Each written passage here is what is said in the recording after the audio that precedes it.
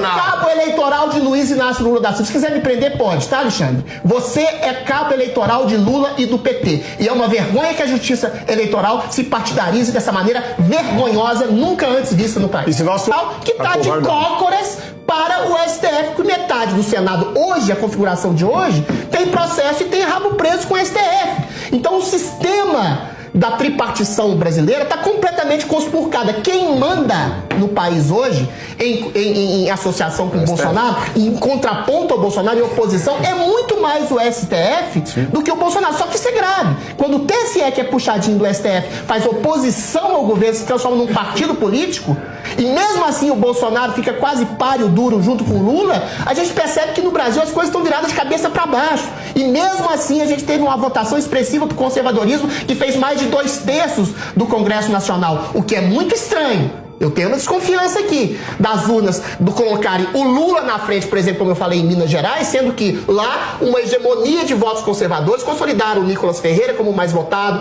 o próprio Zema como governador eleito em primeiro turno, e aí o cara vai votar no Nicolas Ferreira, no Zema e do Lula.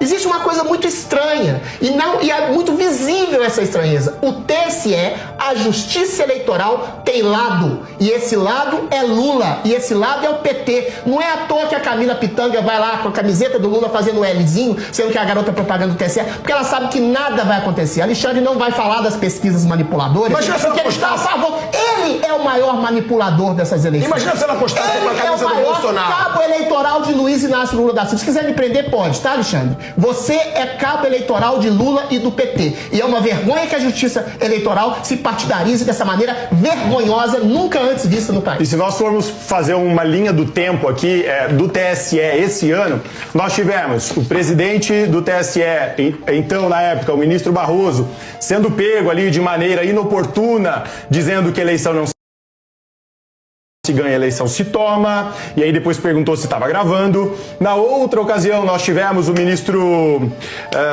Fachin.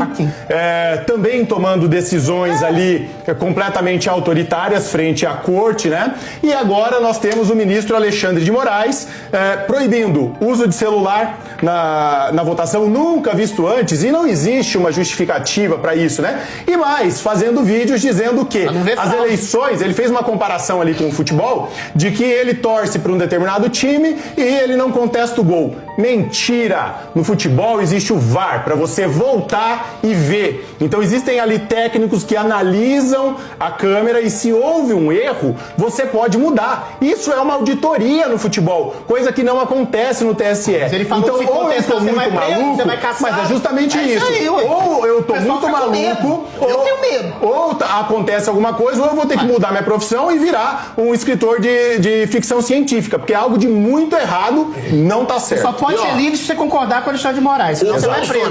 O Bolsonaro, ele vai ter os apoios dos governadores